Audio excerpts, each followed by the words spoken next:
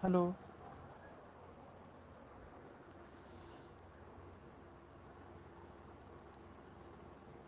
तो आज ये दूसरा लेक्चर होगा ये हिंदी विकास। दूसरा लेक्चर होगा हिंदी भाषा विकास का। हिंदी भाषा विकास का ये दूसरा लेक्चर होगा। इसमें आज हम बात करेंगे।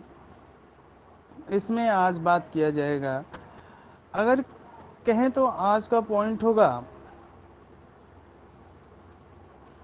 आधुनिक भारतीय आर्य भाषा। तो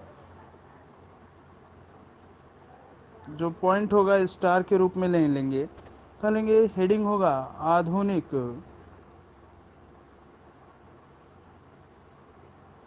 आधुनिक भारतीय आधुनिक भारतीय आर्य भाषा। आर्य भाषा।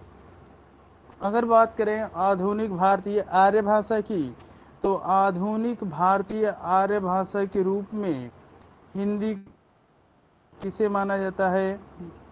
हिंदी को माना जाता है।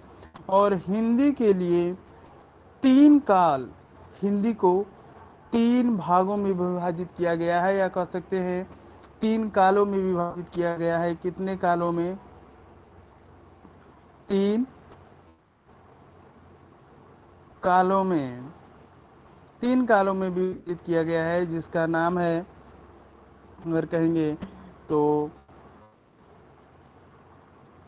पहला होगा, फर्स्ट होगा प्राचीन हिंदी, जिसे प्राचीन हिंदी का नाम दिया गया है। प्राचीन हिंदी। अगर इसके समय की बात करें, के समय की बात करें, तो इसका समय 1100 से, इसका समय 1100 इस 1400 ईस्वी तक रहा है। 1400 ईस्वी तक प्राचीन हिंदी का समय रहा है। आधुनिक भारतीय आर्य भाषा किसे मानी गई है? तो आधुनिक भारतीय आर्य भाषा के रूप में हिंदी को माना गया है। हिंदी को माना गया है। और हिंदी को तीन खंडों में विभाजित किया गया, जिसमें पहला खंड रहा प्राचीन हिंदी। पहला खंड क्या रहा? प्राचीन हिंदी। और प्राचीन हिंदी का जो समय रहा वह 1100 ईस्वी से 1400 ईस्वी का समय रहा। नेक्स्ट बात करते हैं दूसरे पॉइंट की या दूसरे काल की। तो दूसरा काल रहा आपका मध्यकालीन हिंदी। क्या रहा आपका? मध्यकालीन हिंदी। मध्यकालीन हिंदी रहा।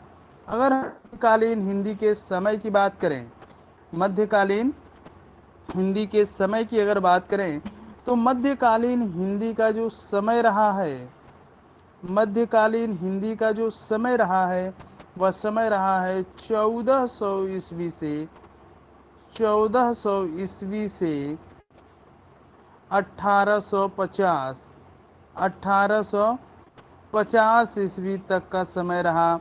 किसका? मध्यकालीन हिंदी का। मध्यकालीन हिंदी का समय कब तक से कब तक रहा? तो मध्यकालीन हिंदी का जो समय रहा है वह 1400 ईस्वी से 1850 ईस्वी का समय रहा। तीस तीसरे काल में नाम आता है आधुनिक हिंदी। इसका आधुनिक हिंदी। आधुनिक हिंदी। अगर हम इस समय की बात करें, आधुनिक हिंदी के समय की बात करें, तो सन 1850 से 1850 से अब तक का माना जाता है। यानी 1850 से अब तक का जो समय है, आधुनिक हिंदी के रूप में माना जाता है। एक बार तौर पे देख लेते हैं हिंदी भाषा के विकास का। आज ये दूसरा भाग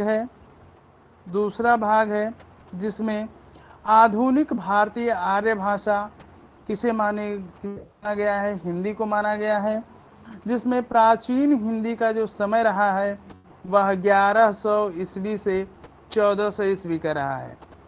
दूसरा मध्यकालीन हिंदी का जो समय रहा है वह 1400 ईस्वी से 1850 ईस्वी रहा है। कितना? 1400 ईस्वी से 1850 ईस्वी।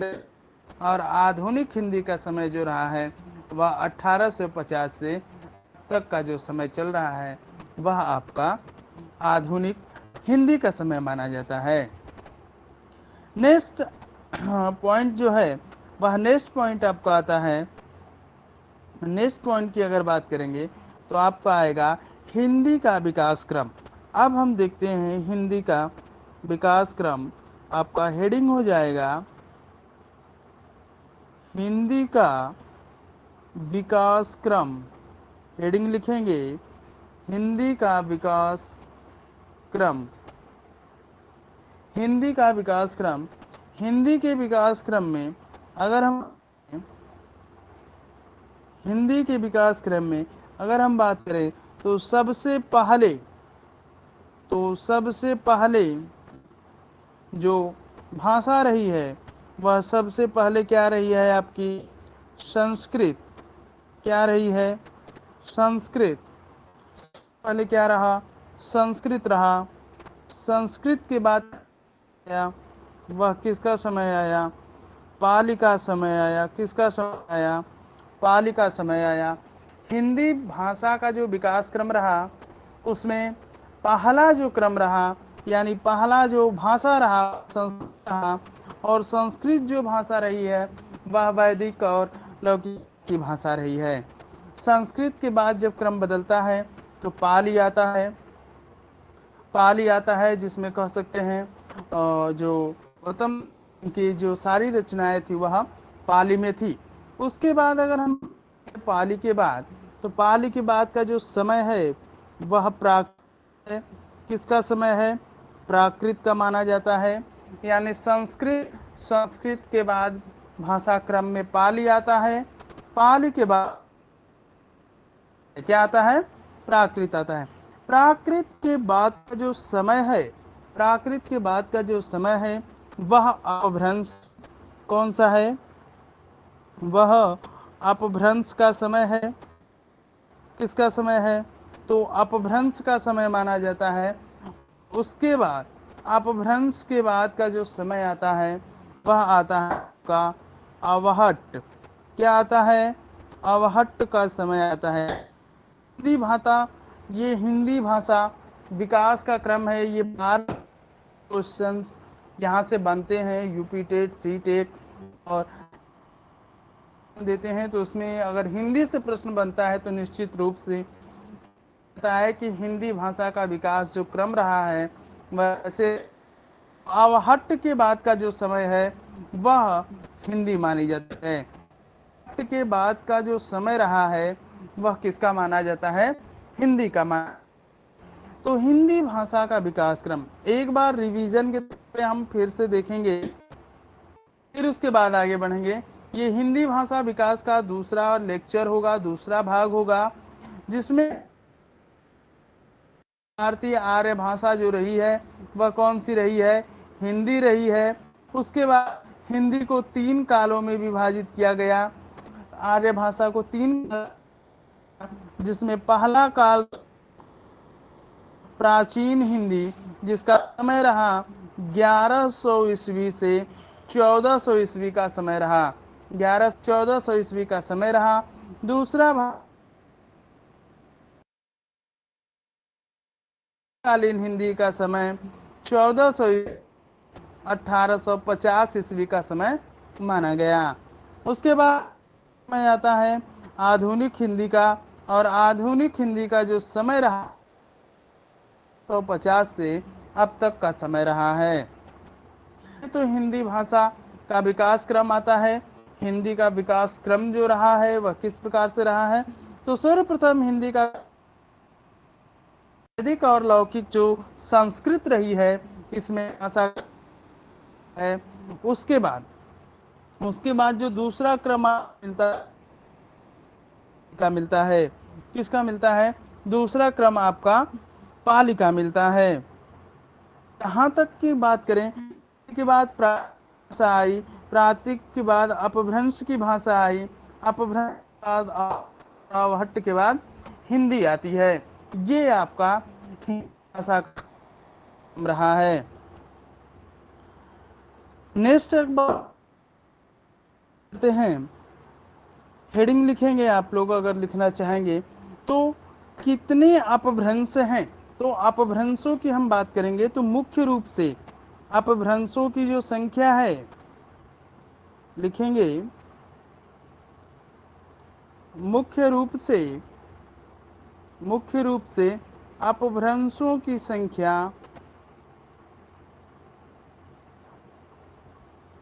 मुख्य रूप से अपभ्रंशों की जो संख्या मानी गई है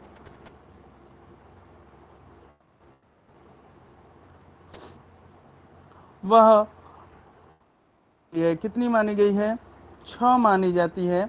जिसमें अगर हम बात पहले अपभ्रंश की, किसकी बात करते हैं?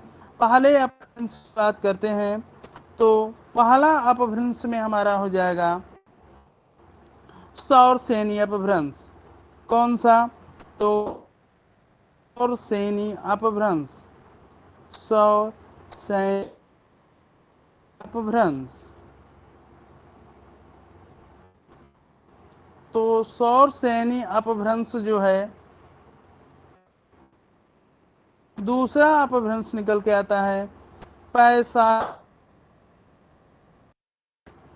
पैसाची अपभ्रंश, पैसाची अपभ्रंश, इस अपभ्रंश,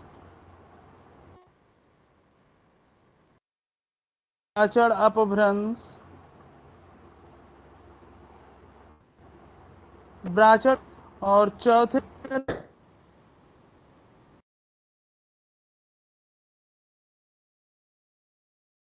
महाराष्ट्र का है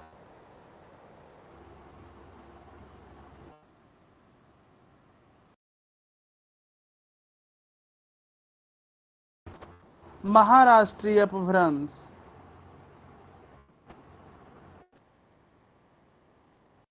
और पांचवा अपभ्रंश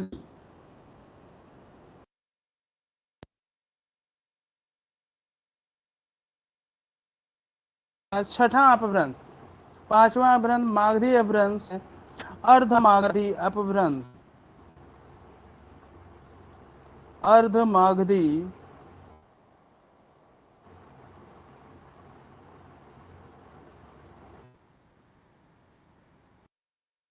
अर्धमागधी अपभ्रंश। तो आपने देखा कि मुख्य रूप से अगर आप तो 6 को माना जाता है, जिसमें सौर सैनी अपभ्रंश, सैनी अपभ्रंश, दूसरा तीसरा ब्राचड़ अपभ्रंश, चौथा महाराष्ट्रीय अपभ्रंश, पांचवा मागधी अपभ्रंश, मागधी अपभ्रंश रहा है। अगर अब हम बात करें इन अपभ्रंशों से तो इन अपभ्रंशों से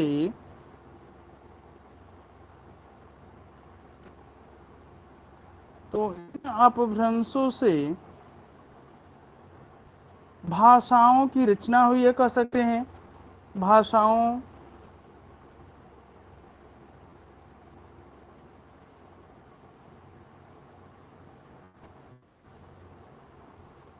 भाषाओं की रचना है, जिसमें अगर हम कहेंगे आपका सौर सैनी अपभ्रंश पहला लेते हैं।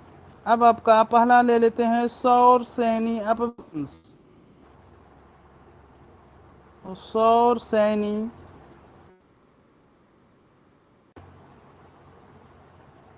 अपभ्रंश,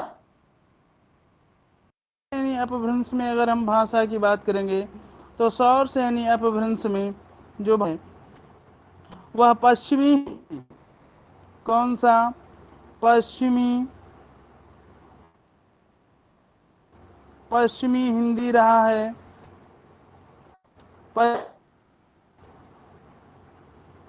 दूसरा रहा है आप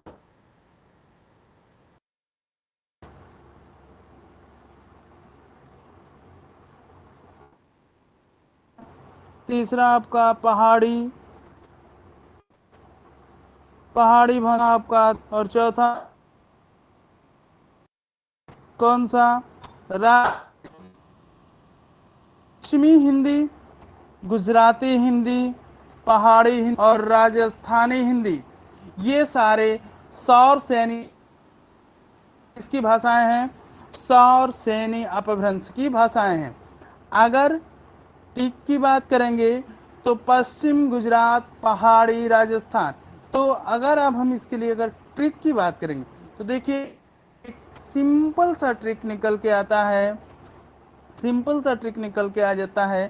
ट्रिक का नाम हो जाएगा आपका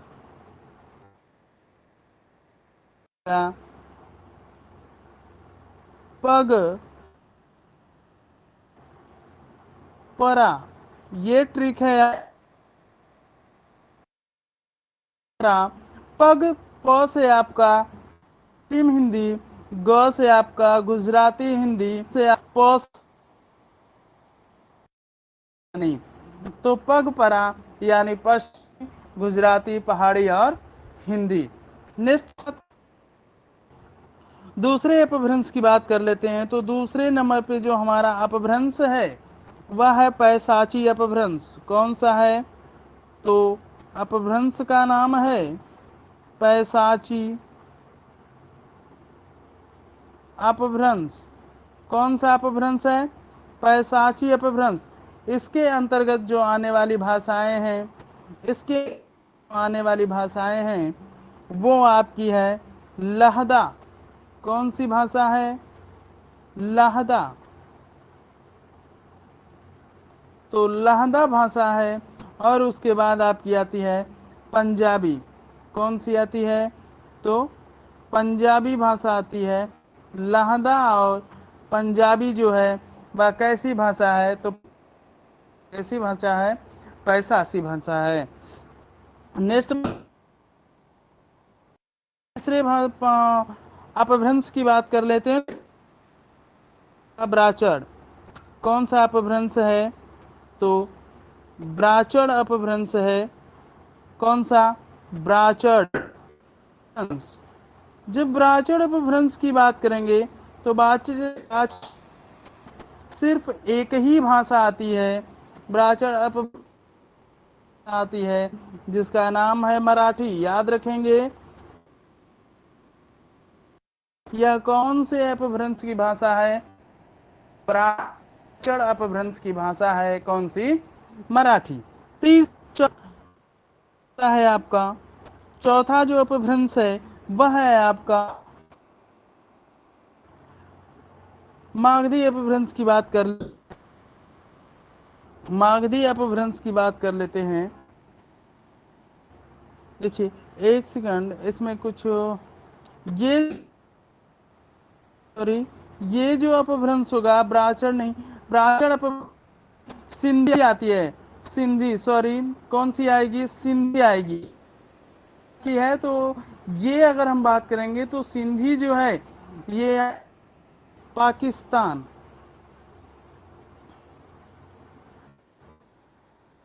में आ जाता है, क्योंकि इसका जो विकास हुआ है वह सिंधु नदी, वह सिंधु नदी के तट से माना जाता है। और सिंधु अधिकतम आपकी सीमा किसमें चली जाती है, पाकिस्तान में चली जाती है। चौथे भाषा की बात करेंगे तो महाराष्ट्री, महाराष्ट्री भाषा होगी कौन सी, महाराष्ट्री भाषा होगी आपकी मराठी। एक हो गया था, तो महाराष्ट्री भाषा आपकी क्या होगी, मराठी हो। आता है मागधी। तो मागधी की जो भाषा होगी, मागधी अपभ्रंश की जो भाषा की, मागधी अपभ्रंश की भाषा है बिहारी। आप सभी लोग तो जानते होंगे बिहारी भाषा आएगी। और उसके बाद सटा हुआ है तो बांग्ला आपका आ जाता है, बांग्लादेश है, बांग्लादेश उसकी बात कर रहे हैं। फिर उड़िया भाषा भी मागधी भाषा है, और असम मागधी भाषा है। तो मागधी भाषा में जो अधिक प्रश्न बनते हैं, आपके सिर्फ और सिर्फ ये इन दोनों से प्रश्न, बिहारी भाषा और बांग्ला भाषा कहाँ किस अपभ्रंश की भाषा है, तो यह मागधी अपभ्रंश की भाषा है। किस मागधी अपभ्रंश की भाषा है। छठे नंबर पे बात कर लेते,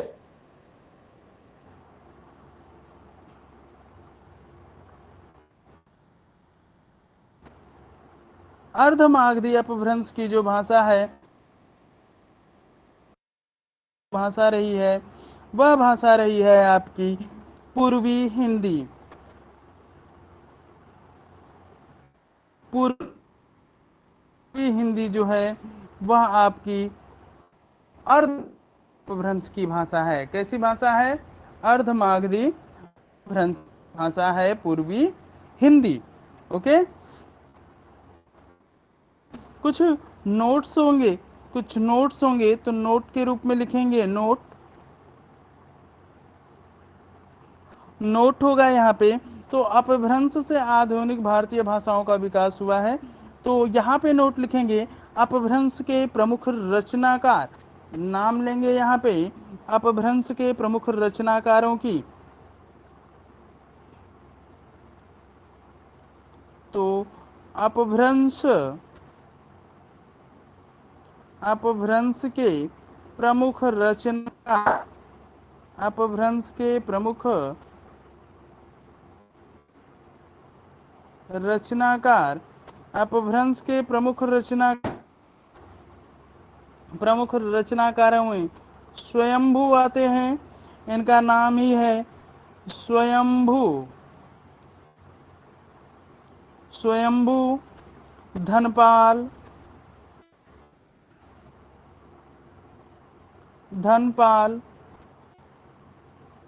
पुष्पदत्त,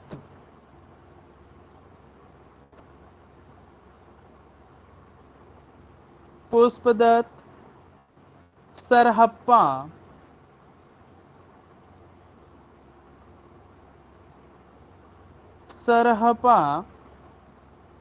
और एक है आपके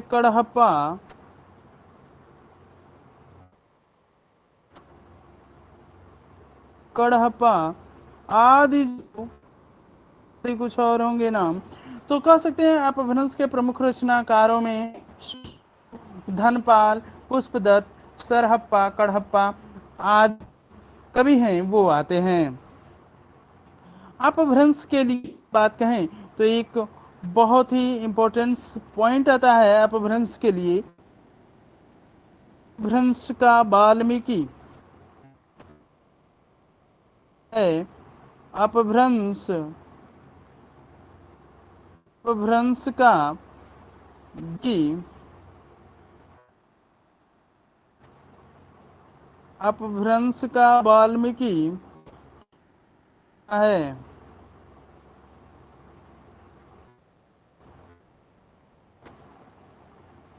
जाता है, तो इसका उत्तर होगा इस प्रश्न का स्वयंभू। उत्तर होगा इसका स्वयंभू। स्वयंभू को अपभ्रंश का क्या कहा जाता है? वाल्मीकि कहा जाता है। स्वयंभू को अपभ्रंश का वाल्मीकि कहा जाता है। नेक्स्ट पॉइंट की बात करेंगे अब। तो अपभ्रंश को प्रश्न आता है यहाँ पे, तो प्रश्न को ही सीधा ले लेते हैं। प्रश्न होता है यहाँ पे आपका, प्रश्न जो आता है कि अपभ्रंश को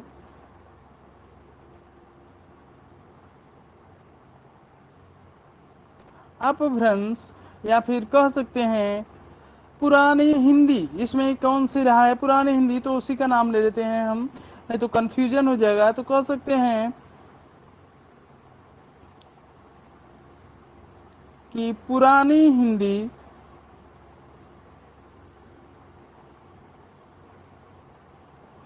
पुरानी हिंदी के मध्यकाल, यानी ये पुरानी हिंदी का मध्यकाल किसके बीच होगा? तो पुरानी हिंदी और अपभ्रंश, अपभ्रंश के मध्यकाल, अपभ्रंश के मध्य किस नाम से आता है? बहुत ही इंपॉर्टेंट है। या किस काल के नाम से जाना जाता है? नाम से जाना जाता। तो पुराने हिंदी और अपभ्रंश के मध्य का जो काल है नाम से जाना जाता है, तो इसका आंसर हो जाएगा आपका, उत्तर में आप क्या देंगे? उत्तर हो जाएगा, उत्तर हो जाएगा संक्रांति। क्या माना गया है? ठीक है, तो प्रश्न आ सकता है पूरा भ्रंश, या प्रश्न उलट के भी आ सकता है, या पुरानी हिंदी के मध्य का जो काल है उसे किस काल नाम से जाना जाता है? तो उसे संक के नाम से जाना जाता है।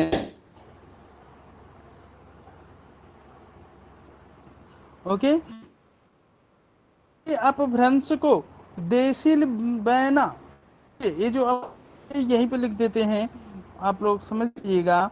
आप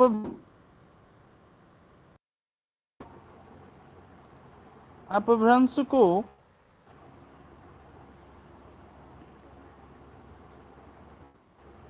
देशील क्या कहते हैं? देशील बैना, देशील बैना भी कहा।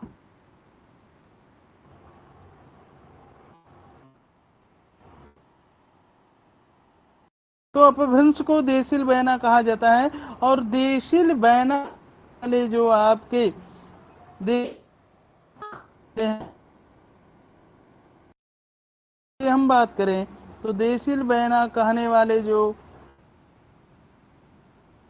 विद्यापति, विद्यापति विद्यापति क्या कहा? अब देशील बैना कहा है। नेक्स्ट बात करते हैं,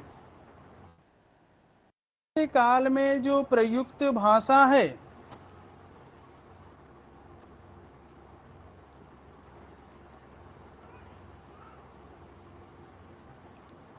संक्रांति काल में प्रयुक्त भाषा, संक्रांति काल में प्रयुक्त भाषा को, प्रयुक्त को पुरानी हिंदी,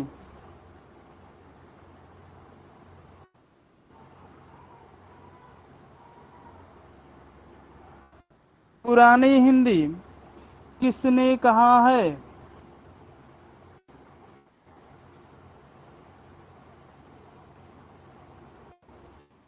संक्रांति काल में जो प्रयुक्त भाषा रही है, भाषा को पुरानी हिंदी किसने कहा? का उत्तर आता है, इसका उत्तर हो जाता है आपका चंद्रधर शर्मा गुलेरी। चंद्रधर चंद्रधर शर्मा गुलेरी। तो याद रखिएगा, संग से किसने कहा है? तो चंद्रधर शर्मा गुलेरी ने संक्रांति काल को कहा है। क्या कहा है? पुरानी हिंदी। किसने? चंद्रधर शर्मा गुलेरी ने क्रांतिकाल पुरानी हिंदी के नाम से बुलाया है। नेक्स्ट बात करते हैं, तो आदिकाल की दो प्रमुख भाषाएं थीं, उसकी चर्चा कर लेते हैं। तो आदिकाल की आदिकाल की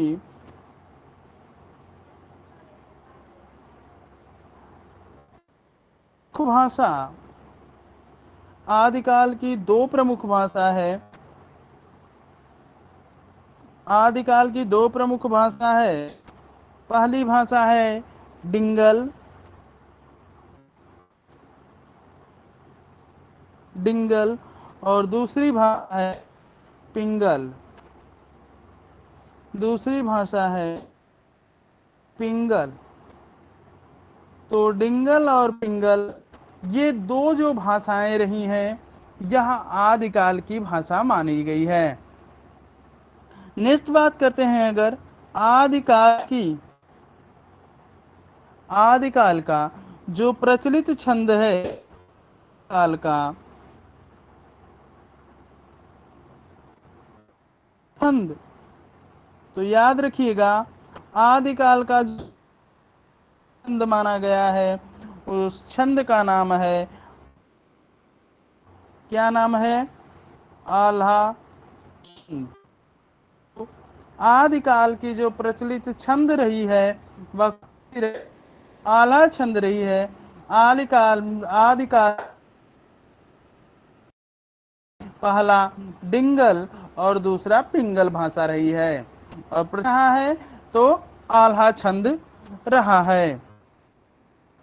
अगर इस छंद की बात करेंगे तो आल्हा छंद कैसा छंद रहा? यह एक वीर रस रहा है। क्या रहा है? वी है कौन सा? आल्हा छंद। कैसा? वीर रस की उत्पत्ति किया है। नेक्स्ट कुछ और बात कर लेते हैं, फिर उसके बाद क्लास को स्टॉप करेंगे। तो देखिए, अब जो हमारा ये पॉइंट है, अगर हम पॉइंट की बात कर लेते हैं, तो आदिकाल के जो तीन प्रमुख साहित्य हैं, तो हेडिंग होगा आपका आदिकाल के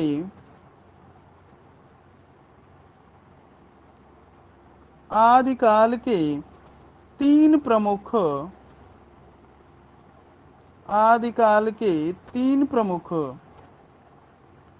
साहित्य। आदिकाल के जो तीन प्रमुख साहित्य की चर्चा कर लेते हैं। तो आदिकाल के जो तीन प्रमुख वह हैं,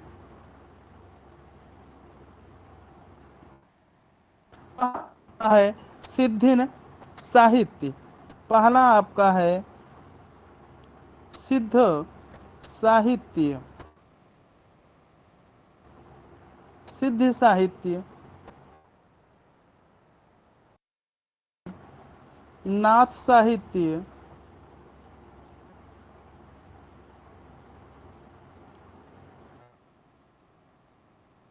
और तीसरा आपका है रासो साहित्य।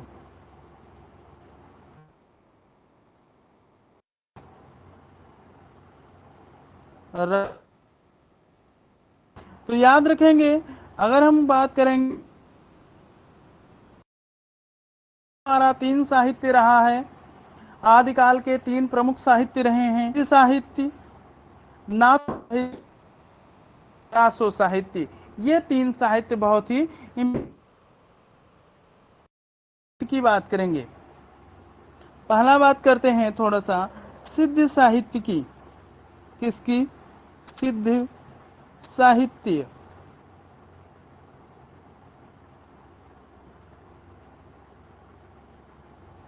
सिद्ध साहित्य की अगर बात करेंगे, तो सिद्ध साहित्य की जो भाषा रही है, सिद्ध साहित्य की जो भाषा रही है, वह आप हिंदी के संधि काल की भाषा।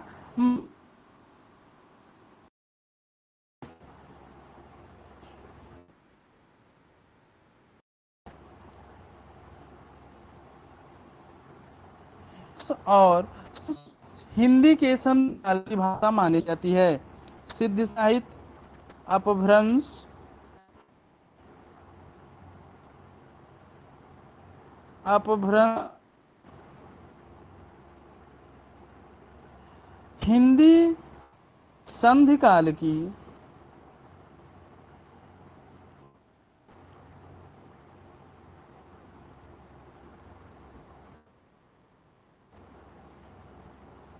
हिंदी संधि काल की भाषा मानी जाती है।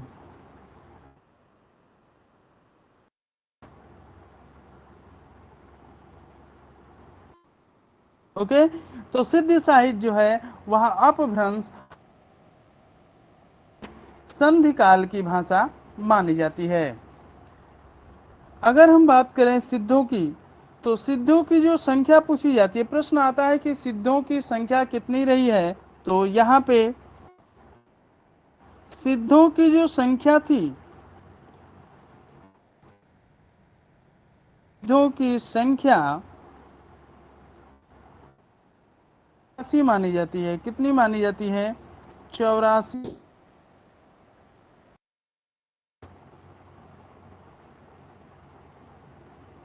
तो सिद्धों की संख्या कितनी मानी जाती है? 84 आपका जाती है। ये भी प्रश्न कितनी होती है करेंगे। तो सिद्ध की कवियों रच ही हैं, वह 2 रुपए मिलती है। सिद्ध है, नेक्स्ट पेज ले लेते हैं इसके लिए।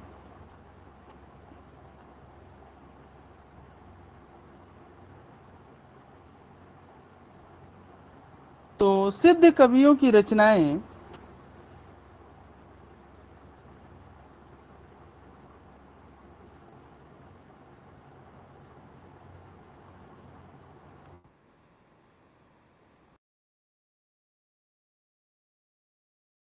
की 2 रूपों में मिलती हैं।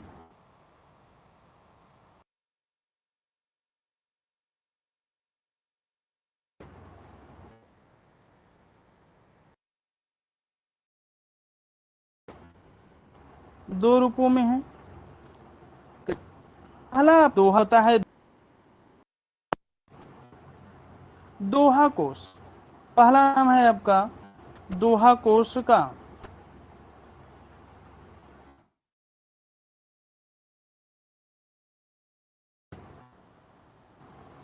दोहा कोश। और दूसरा है आपका चर्या पद। ये बहुत दोनों इंपॉर्टेंट हैं। सिद्ध कवियों की जो रचनाएं मिल एक दोहा कोश में मिलती हैं, दूसरा चर्या। ठीक है। अब 84 सिद्धों की जो संख्या, अगर हम बात करेंगे 84 सिद्धों की जो संख्या रही है, वो में प्रमुख 84 सिद्धों में जो जो प्रमुख सर हप सरहपा का, सबरपा का, सब रप और है। ठीक है। तो ये लोग जो रहे हैं प्रमुख रहे हैं करेंगे। तो नेक्स्ट पॉइंट जो है वह है आपका दूसरा। दूसरा साहित्य जो है वह है आपका नाथ साहित्य। कौन सा है? नाथ साहित्य। नाथ साहित्य की अगर हम बात करें तो इनके प्रवर्तक की बात कर लेते हैं, जहां से क्वेश्चन आता है। तो नाथ साहित्य या नाथ पंथ के प्रवर्तक, नाथ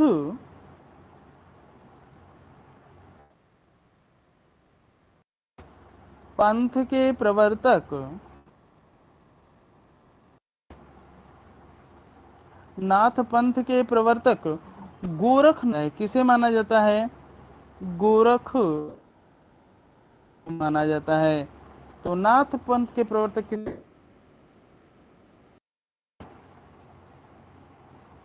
नाथ को माना जाता है।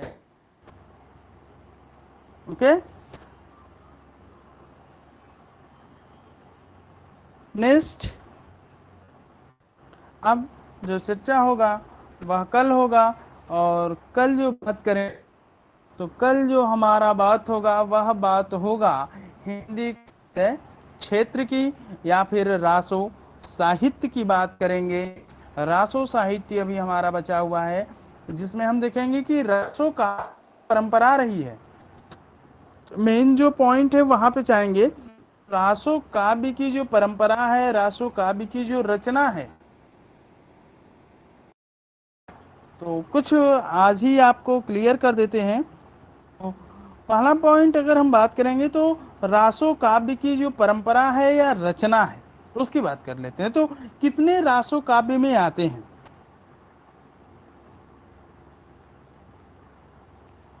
तो रासो काव्य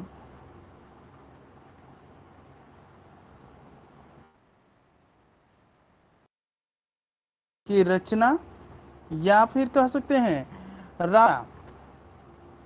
रासो काव्य की रचना की बात करेंगे।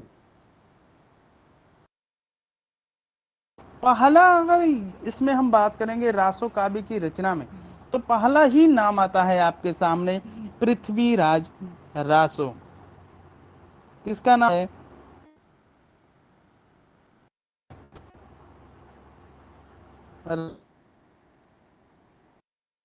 पृथ्वीराज रासो का नाम आता है। यह रासो का रचना है पृथ्वीराज रासो। अगर हम इसके बात करेंगे रचना,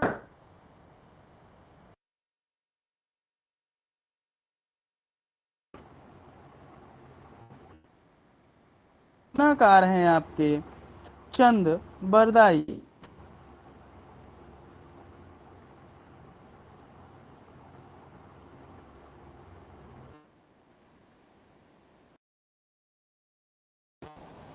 आई हैं। दूसरे जो काव्य है वह बहुत ही इंपॉर्टेंट है, जिसका नाम इंपॉर्टेंट है, यूपीटेट सीटेट।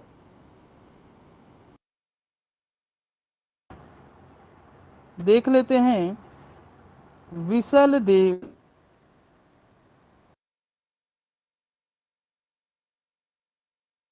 ये जो रासो काव्य है, इसके रचनाकार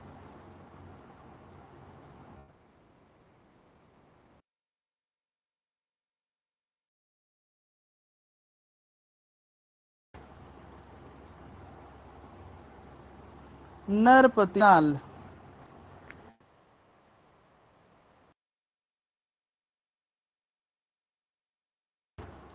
आज यहीं पे समाप्त करेंगे सेशन को। Thank you.